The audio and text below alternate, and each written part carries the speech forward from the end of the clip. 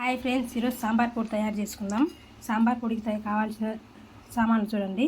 కందిపప్పు ఈ కప్పుతో రెండు కప్పులు పోసా. మినపప్పు ఈ కప్పుతో ఒక కప్పు. శనగపప్పు ఈ కప్పుతో ఒక కప్పు.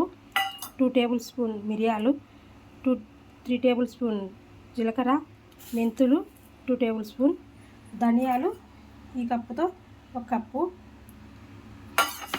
బియ్యం ఈ కప్పుతో ఒక కప్పు. ఇవి పసుపు కొమ్ములు 4, పొట్టిమిరపకాయలు, కరివేపాకు. చేసుకునే విధానం చూద్దాం పదండి ఫ్రెండ్స్. ఫస్ట్ కందిపప్పు వేస్తున్నాను. బాండి వేడైంది, పెట్టాను.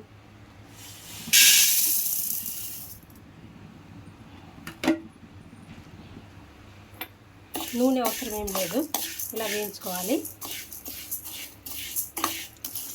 సన్నపు చెగన మంచి స్మెల్ వచ్చి వేయించుకోండి మంచిగా.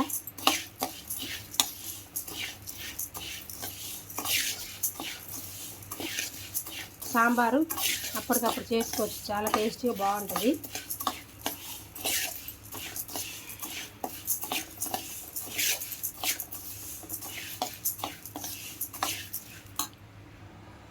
చూడండి ఫ్రెండ్స్, ఇలా వేయించుకోవాలి.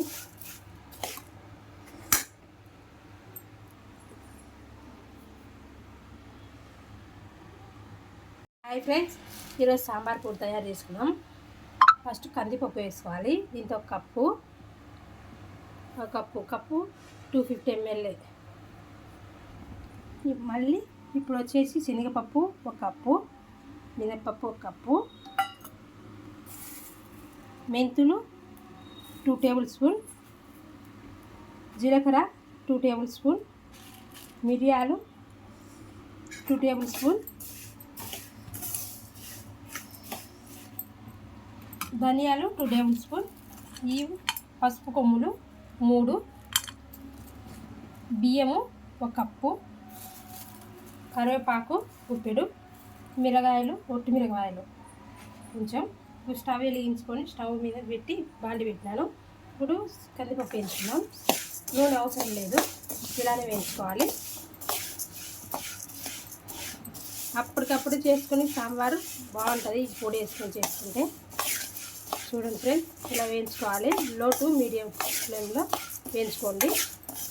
మంచి స్మెల్ వచ్చినాక వేగిన స్మెల్ మంచిగా ఉంటుంది, చాలా బాగుంటుంది. చూసుకోండి ఫ్రెండ్స్.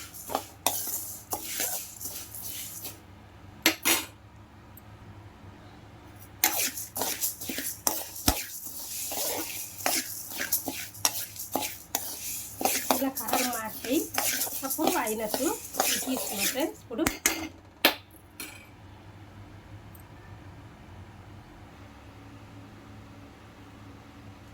కందిపప్పు వేగినాయి ఫ్రెండ్స్. ఇప్పుడు ఇవి మినపప్పు శనగబెల్లం వేసుకున్నాం.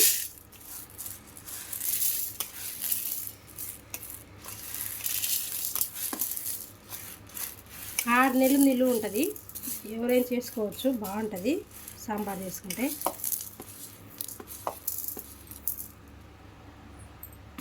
ఇవి కూడా వేయించుకుందాం లో టు మీడియంలో.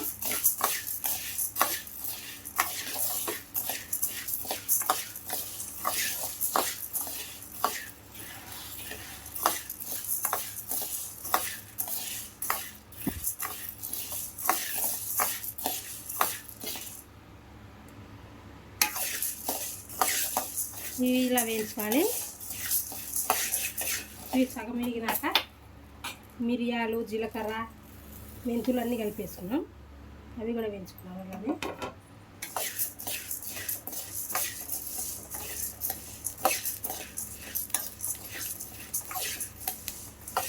చాలా బాగున్నాయి, కలర్.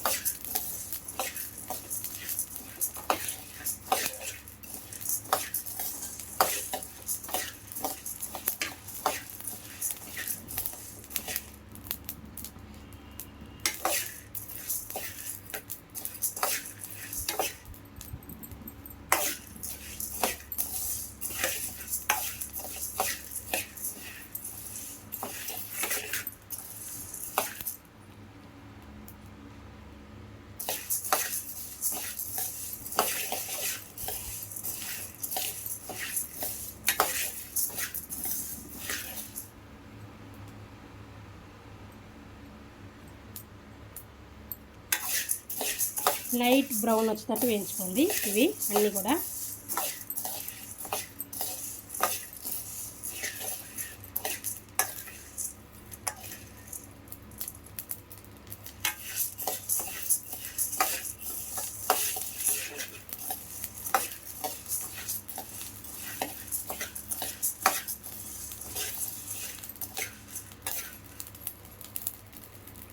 చూడండి అన్నీ వేగినాయి మనకు.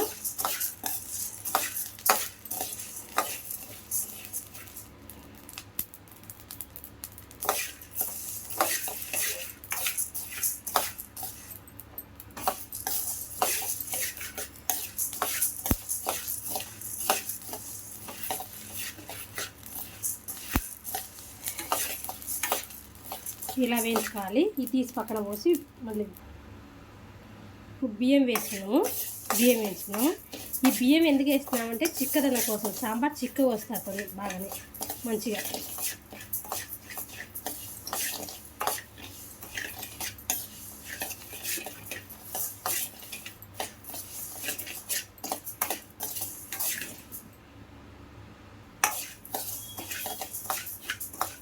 ఇలా లైట్ బ్రౌన్ వచ్చినాయి కదా. ఇప్పుడు బియ్యం తీసి ధనియాలు వేయించుకుందాం. ఇప్పుడు ధనియాలు వేయించుకుందాం. ధనియాల్లో మట్టి పిల్లలు అవి ఉన్నాయేమో చూసుకోండి. ఫస్ట్ నేను చూసుకున్నా.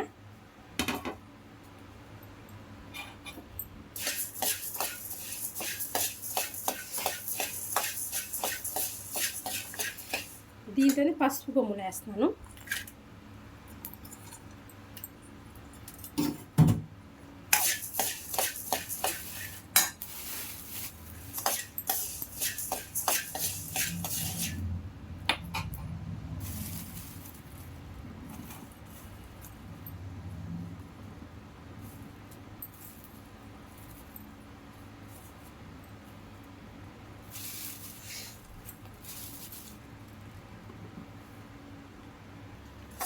ధనియాలు కూడా అలానే లో టు మీడియంలో వేయించుకోండి. ఇవి మాడకుండా వేయించుకోండి. అప్పుడు చాలా బాగుంటుంది. మాడితే టేస్ట్ వేరే వస్తాయి ఏవైనా వేయించుకునేటప్పుడు.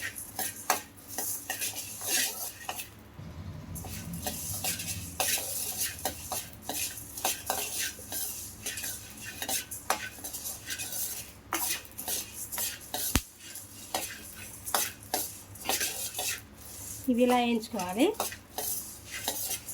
ఇవి కూడా తీసి వేరే దాంట్లో పోసుకున్నాం. ఇప్పుడు కరివేపాకు వేసుకున్నాం. పోసినవి మార్కెట్ తెచ్చినాక కరివేపాకు కడిగి మంచిగా ఎండపెట్టుకొని వేయించుకోండి. ఏమైనా తేమ భూమి ఉంటే పోతుంది. ఎండబెట్టుకోండి కడిగినాక.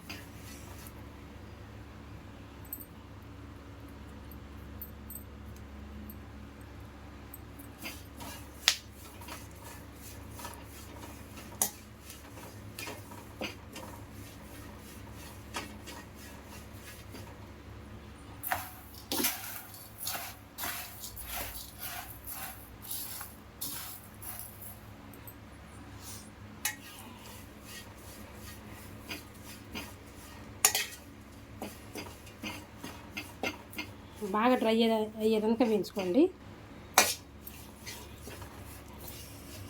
చూడు ఇలా వేయించుకోండి బాగా.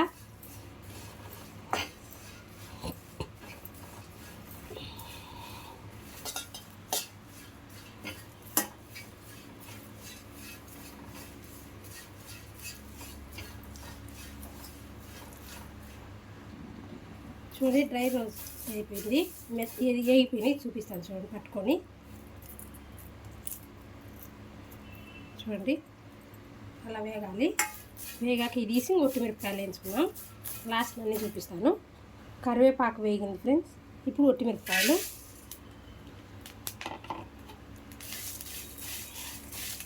నూనె ఏం అవసరం లేదు. ఇట్లానే వేయించుకోవాలి ఇవి కూడా.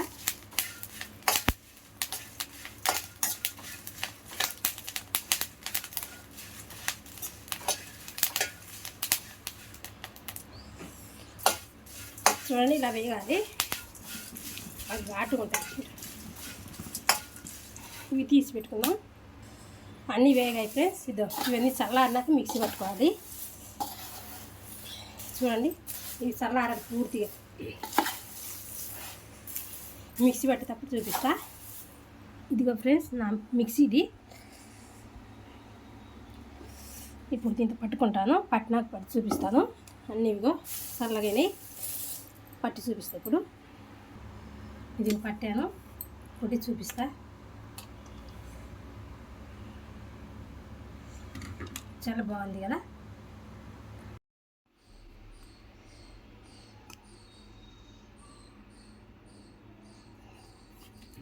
ఇది కూడా సాంబార్ మసాలా పొడి.